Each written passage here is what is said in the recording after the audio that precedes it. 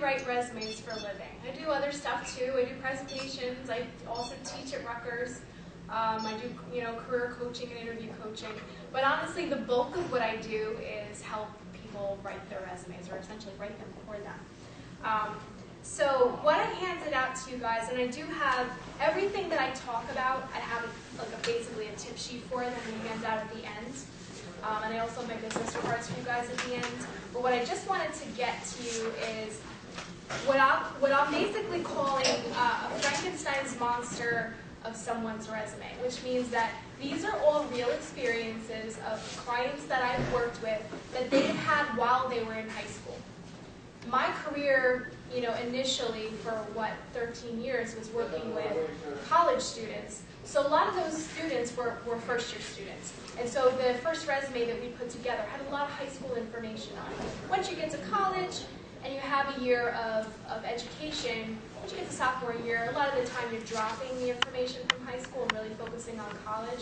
But these experiences, some belong to former students that I worked with while I worked at Rutgers, and some also belong to clients that I've had through my business that were college students. So basically what I did was the name is not a real name and the places are not real places. I changed all that information. But these are real experiences. So when you first look at it, you might kind of feel like, oh my God, as a high school student, am I really supposed to have this much experience? And so the first thing I wanted to say was, no, you don't have to have all this experience. And if you don't, it's absolutely fine. But it kind of lets you know that by the time you're graduating, because I have this person sort of set to graduate in May of this year, you could have all this experience. There are actually a lot of things that you do right now that you may not consider to be experience, and things that you could do as a high school student. So the first thing I wanted to ask everybody was, how many of you, with a small group, but how many of you in your high school are involved in any kind of club or committee or like yearbook or sport or student government? So quite a few. Okay, for a small group, you have a lot of people. What clubs or organizations are you involved in right now? Volleyball. Volleyball? Yeah. Okay. The Biomed Club and Interact Club. Okay, Biomed and Interact is the other one? Okay. Anyone else? It's something called the Viking Closet Club, Okay. where we have clothes for people who need them in our school. Ooh, that's awesome. So it's like a charity type of thing. Okay. Anyone else? Clubs that you belong to or are part of? Yeah. FBLA and Red Cross. So what is sort of common about basically different clubs or organizations or committees that you might be on is that usually students put them on their resume kind of like they just list it. It'll just be like, Red Cross member or president, student government, or, committee member, yearbook. And you don't say much more about it. So what I'm encouraging you to do, and why I provide this resume, is to really think about what you do as being either the president or secretary or even a member of an organization. What is it that entails? How many of you, for whatever organization you're involved in, have ever had to do work in the evening or in the weekend? Okay, a couple people. It's kind of like a job. You may not get paid for it, and it may not require you to do it, 20 hours a week, but it's kind of like a job. It's something extra that you do because you know that either, again, you enjoy it, or it's a skill builder, you're getting something out of it, you're learning something from it. So with this resume, basically what I did was I tried to think about what would be a couple of things as far as committees or organizations that are available in high school that might be marketing focused. And I happen to pull these from students that I've worked with in the past. So DECA, does anyone know what DECA is? Okay, I hear one. If your school has a DECA chapter, you really know what it is. If it doesn't, you may not know what it is. It's called the Distributed Education Clubs of America. I specifically put it on here and like to talk a little bit about it also because even if you don't have it in your high school, the person actually that I pulled this from, she's the one who launched and I took that off because I wanted to focus on what she did there, but she launched her high school's chapter of DECA. So if you're interested in knowing more about it or seeing if that could be something your high school has, you could actually launch it yourself. But basically, DECA is great because it's an organization that allows you to write business plans, to do marketing plans, there's national competitions between high schools. So what I have here is basically just serve as president of the chapter, organizing fundraisers, coordinating volunteer work for students to serve the community, and creating marketing strategies for upcoming events. So basically, instead of just kind of saying President DECA, to think about, well, what do I do? If this is something that I do, what does that involve for me? And how can I present that in a way that shows the skills that I'm getting from it? Yearbook is another kind of common thing that a lot of students are involved in at one time of, whether it's freshman, sophomore, junior, senior year. And yearbook is another thing that has a marketing element to it. Yearbook, one, you have to get people to buy it. And two, you have to present it in a way that is going to be appealing to the people that are reading it, so that they like what they see, that represents the entire school. I'm sure sometimes, you look at your book and you feel like, oh, there's only like a certain group of students that are really focused on here, and what about all these other people? So the committee of people that put together a yearbook really have to think about how can they represent the large majority of the people in the school and the different sort of subpopulations in that school. So it is a marketing type of an activity. So here we have designed several two-page spreads of sports, student life, and band, which entail taking photographs, formatting them on the computer using Adobe Photoshop, and writing captions with quotes. So again, thinking, what do I do if this is something that I'm involved in? So this is something you can think about for the clubs and organizations that you're involved in. What would you say about it? If you had to write a bullet or two about what you do there, what would you say? How would you convey that? How many of you have done any volunteer work in the community? Okay, a few people. What type of volunteer work have you done? Volunteering at Plainsboro Preserve. Plainsboro Preserve? Is that like an environmental organization? Okay, so environmental organization. Anyone else? I volunteered at our school's Snack Shack. Okay, Snack Shack. Okay, great. I'm part of the track club, so we do like charity and community service work. Okay. So, Great. So community service. Other people? there's a feed the children. Feed the children. Feed the children. Okay, great. So sort of like a larger type of organization, not just a local community. I have a few more just in case anyone wants them out there. Volunteer work is a really, really good way to get experience, and it's kind of it's low commitment. This is one of the things I think that's great for high school students, even college students. We've really talked about the importance of not just thinking about the importance of having a good GPA and doing well in your classes. Obviously, it's equally important, but getting some type of hands-on experience. Part-time jobs are great too, but sometimes, that means that you're getting paid for them, but it might mean you have to work 10, 20, possibly hours a week, which makes it a little harder to concentrate on school. Volunteer work might be something that you do for a couple hours a week. Sometimes there are volunteer things that are one-time events. It's one big event that you're involved in. Sometimes volunteer work is something that you do once a month. On the sheet that or the tip sheet that I'm gonna hand out to you at the end, I have two really good sites on their websites that are basically allow you to search for volunteer work in the local area. And you can also search based on what it is that you'd like to do. One of the things that is, I think, often a misperception about volunteer work is that all of it is related to caretaking, counseling, and what would seem more like therapy and care types of work.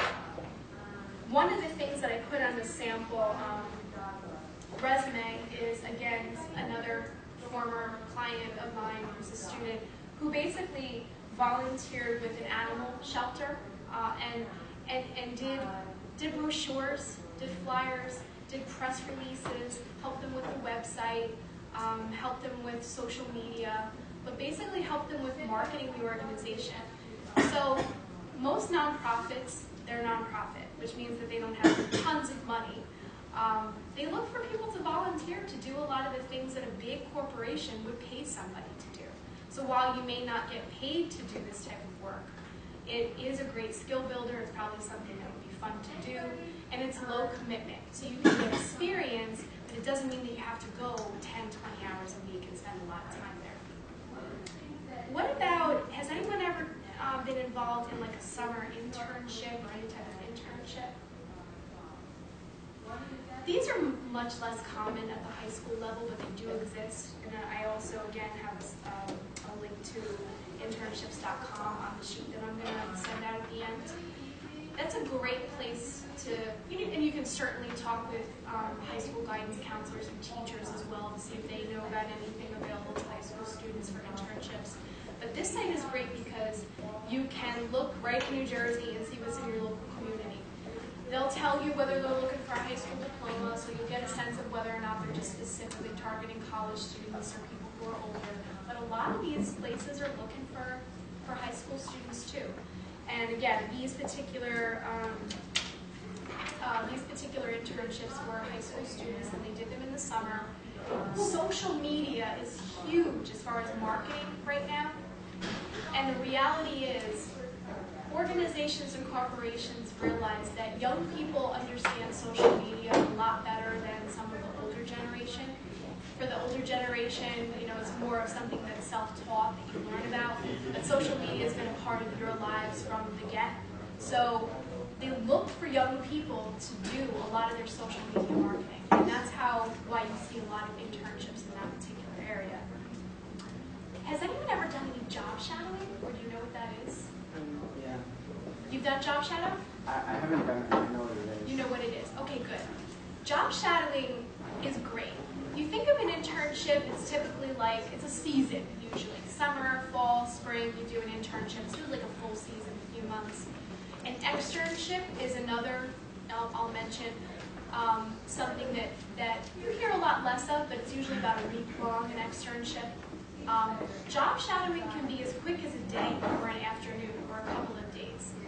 Basically, to do job shadowing, it's another low commitment type of activity, and it's something that you do that if you think you have an interest in a particular area, that you want to know a little bit more about it. How many of you have, let's say, a parent or mom or dad's friend or some adult that you know that works in a marketing or advertising sales kind of field? Okay, a few people. It would make sense or be feasible for you, especially if you know that person well enough, to ask them if you wanted, if they would mind you spending an afternoon with them or a date with them and just kind of getting a sense of what they do. And that's why they call it shadowing, because you're kind of following them around, so to speak. But what you get out of it is you get to see, what does a typical day in life really look like? What does a meeting look like? How much is the phone ringing? How many emails are these people getting? What projects are they working on? And you get to ask them questions and really get a sense of what they do and why they do it. So it kind of also is like, if you've heard of an informational interview, where you basically just interview someone who's in a career that you're interested in to find out what they do every day. It's like a step beyond that. You get to do informational interviewing during the job shadowing experience, but you also really get to see what it looks like. What is it like to really work in this type of an environment? In the past couple of groups that I've had in here, and a couple of people who did some job shadowing, and some of them said that the experience, and a couple of people who got to actually watch surgeries happen, which I thought was like, wow, that's pretty awesome for a high school student to get to see that. And one of them, there was two people who got to see a surgery. One of them said that it was awesome because I felt like I got to see what it's really like. I really feel like this is something I could do every day. And it was a positive experience because they felt like, yeah, that solidifies that I like this. The other student said, I got to see like 6 surgeries and I realized that I want nothing to do with that. So it's the other thing that can happen. But they're both positives. I always share that when I was in college, I did an externship. So it was a week long. I think I was a junior in college. And at that point, I thought that I wanted to either be a prison psychologist or I wanted to work in a psychiatric hospital. So I was placed in Marlborough Psychiatric for a week with 53 paranoid schizophrenics with criminal histories. and I realized I didn't want to do that for a living after a week. So it can also veer you in a different direction, and I'm glad I know, because perhaps I would have pursued something that wasn't a very good fit for me. So shadowing is great. It's also something you could put on your resume. You could say, you know, job shadow, and you can write the place for whoever it was. What did you learn there? So these are resume builders as well, but they're also, you know, basically helping you to narrow down what you really want to do. Other things, once you obviously have these experiences, you have to figure out how you're going to put it on paper. So this is why I sent this around, so that you can have a copy of how do you present all of it. So basically, I thought about, again, what types of organizations some of you might be involved in, former clients of mine were involved in, part-time jobs. Has anyone ever had a retail job before? No? Each of the rooms, you know, either had a couple people or, you know, and I think one of them had quite a few, but retail is kind of a common job for a lot of high school students to have, because sometimes they'll let you do like 10, 15 hours a week and it's not a lot, but you can make a few bucks. You know, it's work experience, you learn. Mark DiBenedetto, I think, was a great sales pitch for retail positions because it obviously propelled him in a great direction. But even if it's just something that you do for the time being, this is a way of showing you if you do a job like that, you can actually gain a lot of really great skills from it. And this is sort of putting it all together. If you have a resume, a lot of students will put like a skills section at the bottom of their resume, and it'll list some, usually the things that I've often seen from the people that I've worked with have been like time management, communication, computer, trying to think of other, writing. But those are soft skills, which are good, and you can definitely mention soft skills. But it's also important to think about what hard skills you have that are related to the field that you're interested in. So again, if you're thinking about marketing or advertising as a possible career option, and maybe going to apply for an internship in that area, if you're putting together a resume, you can think about, well, what skills do I have that are related to that? So specifically for someone who's done these things, these particular yearbook, DECA, a couple of marketing internships, marketing volunteer work, sales work. Some of the skills that you would get hard skills from that, we have right at the top, team leadership. If you're president of any sort of club, you got to lead a team. Have any of you ever had to like lead a group before in any way? Not yet? Okay. If you do, and if you've ever worked in a group, has anyone ever had to do a group project? Is it easy? Yeah. Is it easy? Not always. Not always. Why? Because if you don't like the other person, and you guys don't have like the same ideas and stuff. Right. So a lot of times in groups, and this is in work settings and everywhere, people have different ideas and they have different ways of doing things. So if you find yourself at any point, let's say you become a vice president or a president of, let's say, I don't know, student government or something like that, you're going to realize that, getting people to get the best out of them, figure out what people are good at, and motivating people, dealing with, resolving conflicts is a skill. And I'm calling that team leadership. You could call it conflict resolution and a lot of other things too. But that's a skill that this particular student would have. Have you ever had to, for anything, put together a flyer or any type of brochure for an event that you were involved in or that was going on? Not yet? Okay. Yeah. Rushel. Rushel. What's that? I'm sorry. It's like a campaign thing. Election campaign. Yeah. Okay, for like a campaign, so putting like campaign flyers, posters, things like that? Yeah. Calling Perfect. people. Perfect. That's an example of marketing. On this obviously entry-level small scale, but it's marketing. It's how marketing starts out. Before you can get into the serious marketing, you have to start somewhere. And a lot of that is really just with playing around with Word and with Publisher and PowerPoint and how you put together a presentation or how you use Publisher to, move language around? How do you get how do you create something that the eye is drawn to, that's engaging to people, that gets people's attention? How do you think about what your audience wants and present that to them? So again, marketing material development is a skill. Anyone ever have to put together any kind of event or help put together an event or a fundraiser or anything like that? That's another skill set. So if you're, again, I had some students talk about that they have an organization, a club they were involved in, they had to do fundraising. Basically had to call up strangers and ask them for money. That's a skill set. Or if you've ever had to put together, let's say, some kind of high school dance, and you had to find the DJ, or you had to find who's going to cater it. Sometimes you may not even realize that these are skills that you're gaining. I saw some heads shaking. That a lot of times we sort of shortchange ourselves in thinking like, I can't do that, no, I've never done that before.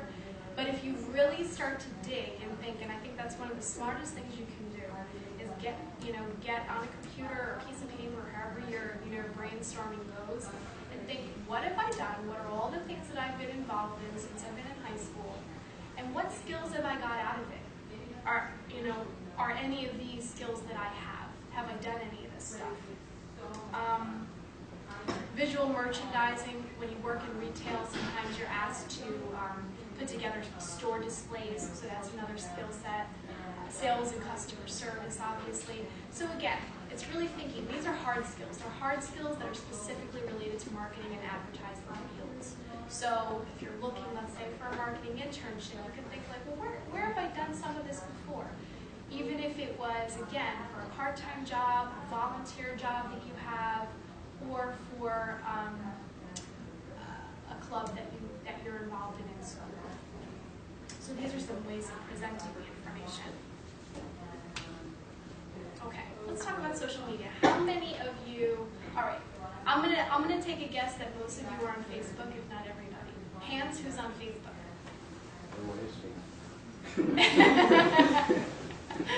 Okay, yeah, the large majority of us. I'm on Facebook too.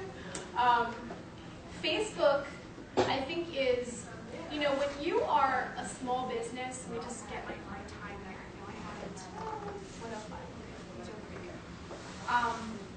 Facebook, when you have a small business, for somebody like me, I have a Facebook business page. That's pretty common for somebody who does what I do.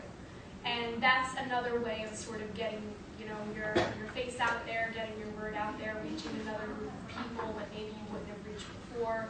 I think it's actually gotten the attention of people that are, quote, my friends on Facebook, who may not have known that that's what I do, because they're people that knew me years ago, and I hear from people that way. Facebook for you guys is still largely a social networking site. You may use it for other purposes later on, but right now I think the most important thing with Facebook is how many of you have your privacy settings set high so the only people can see anything about you are your friends? How many of you have it public so anybody can see anything? Everyone but my parents. It's funny you say that, because I mentioned earlier that I know at least a couple of people who I've known their parents, and who, that person friended me then on Facebook, and I learned later that they had a Facebook page that mom knew about, and then there was the other one. So sometimes people have multiple Facebook pages. What I'll say is this.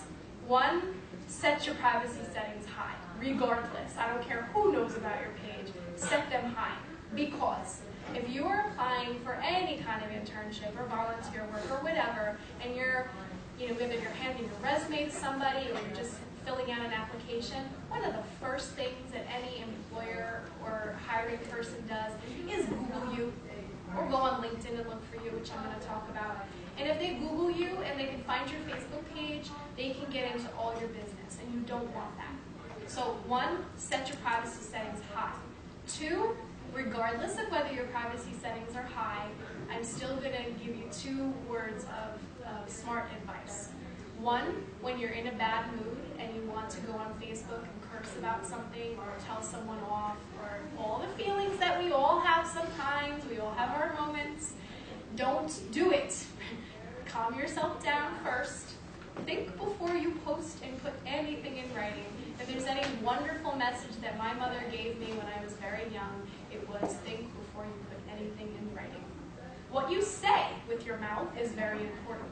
But perhaps what's even more important sometimes is what you put in writing, because it could get you in a lot of trouble, because it lives on and on and on, especially in the world of the internet. So, before you post about being mad about something or talking about someone or all the things that we have, the feelings that are natural and normal, calm down and don't do it. 2, the party pictures, you know, all that. Be careful, not just your profile picture, but any pictures that you have on Facebook. Be careful what you post. Has anyone ever had a friend that isn't their friend anymore? And that's why. Because even if your privacy settings are high, you could have a friend on Facebook that has seen the things that you've posted, whether it's verbal or pictures, and now they don't like you anymore, and they can do whatever they want with that information. And it's horrible to have to think like that, but that's one reason. The other reason is just personal integrity. It's always good to, we talk about personal branding, it's always good to have the message that you send out there to the world be a positive one. It's better for people to think of you as someone who's positive, who doesn't complain about other people, who doesn't spew and vent. You know, your friends might know that you do some of that stuff, but in a public forum like that, it's always best to kind of avoid that. That's Facebook. Who's on, anybody know about LinkedIn? Oh, good, a couple people. On it by chance? No, not yet. Okay. LinkedIn for people in the workforce has become a must. I mean, I don't even know if I can say anything. It's a must. I tell everybody I work with that's a seasoned professional that they need to be on LinkedIn. LinkedIn for professionals is the first place that recruiters look for people before they even post a job on their website, before they put it on a big job board or a small job board. A lot of recruiters, internal recruiters, and hired recruiters will look on LinkedIn first to see if they can find candidates that match. Even if those candidates are employed, they can even try to contact you and steal you away. That's a practice. So for professionals, it's very, very critical. For college students and high school students, it's becoming more common. Definitely for college students.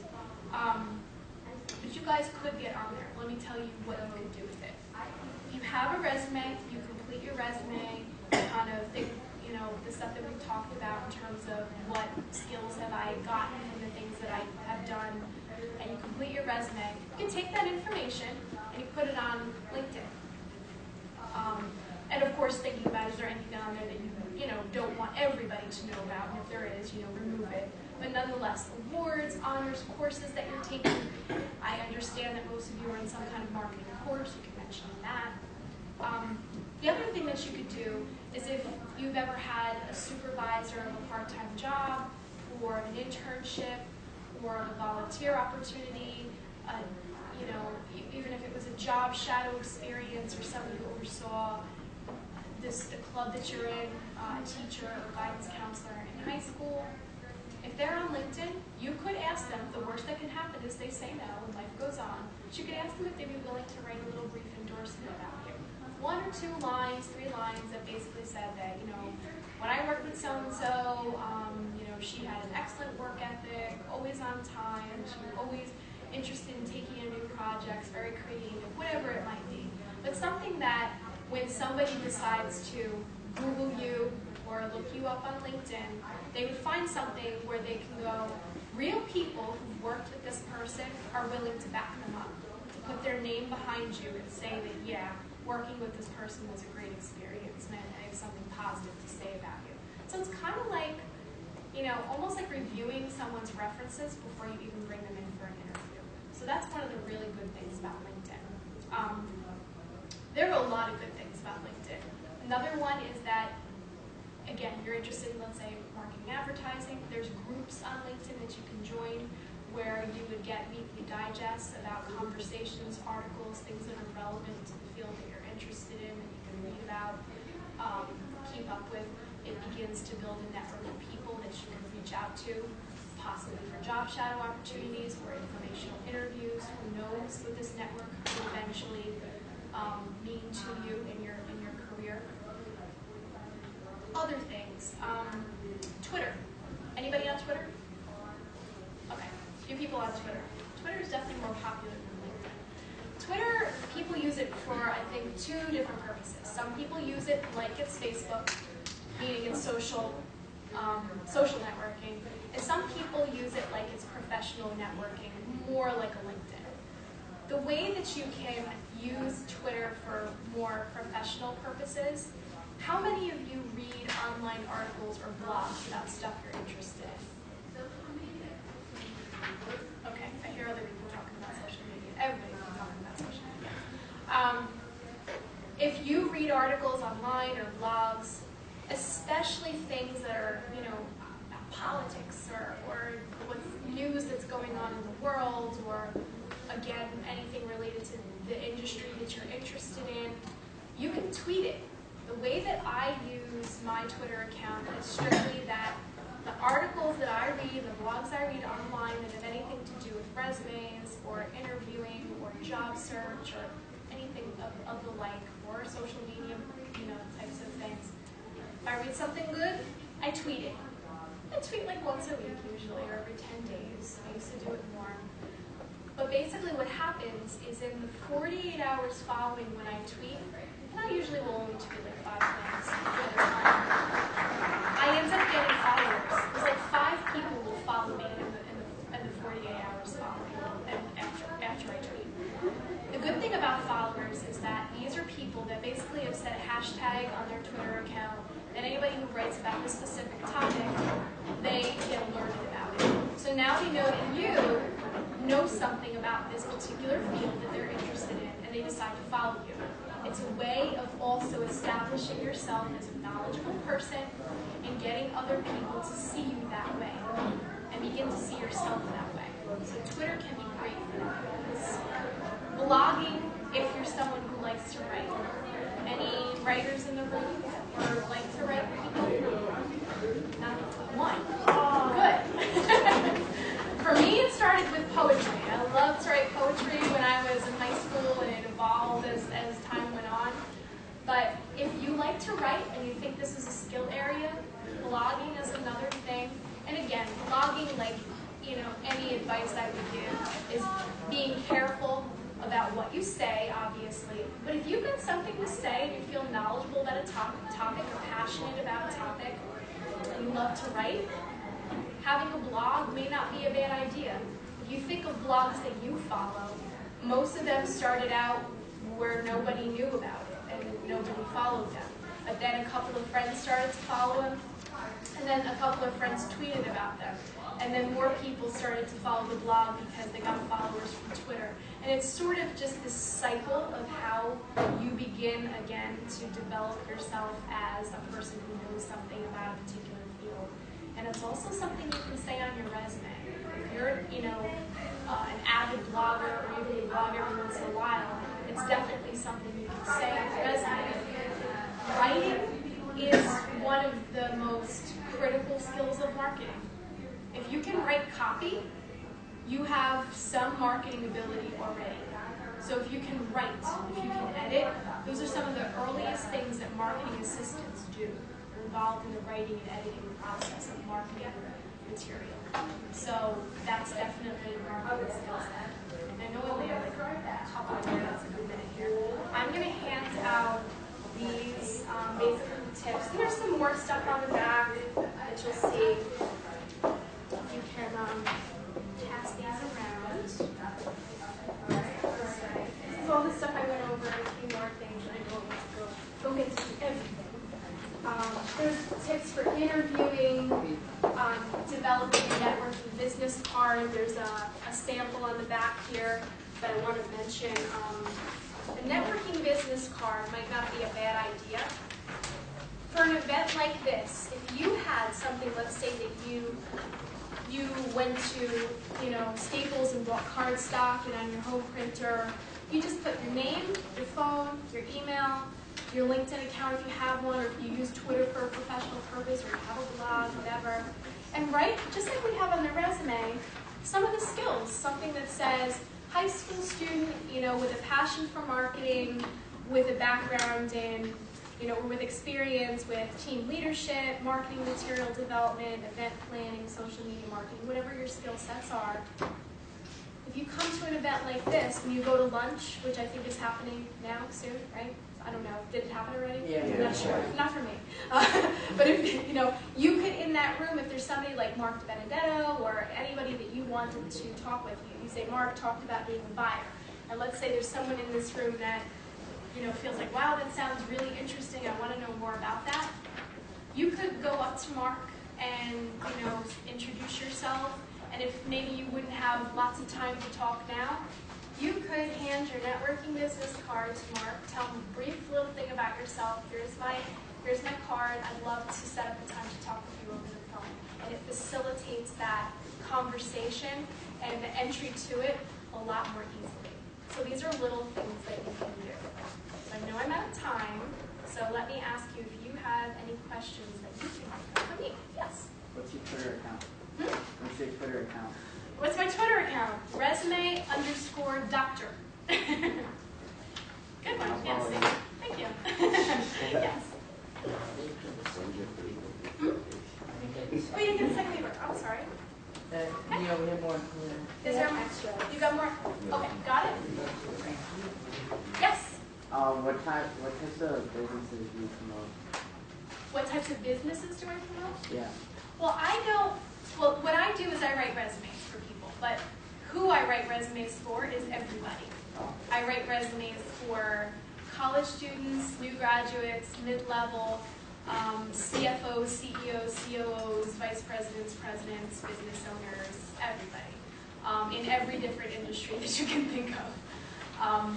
But in terms of, and one thing I will say that I do is I'm very proud that when I help a client start a business, because that's another thing I do is coach people to start small businesses, I often will, if they allow me, I will put their website information on my site. So I do promote my clients' businesses.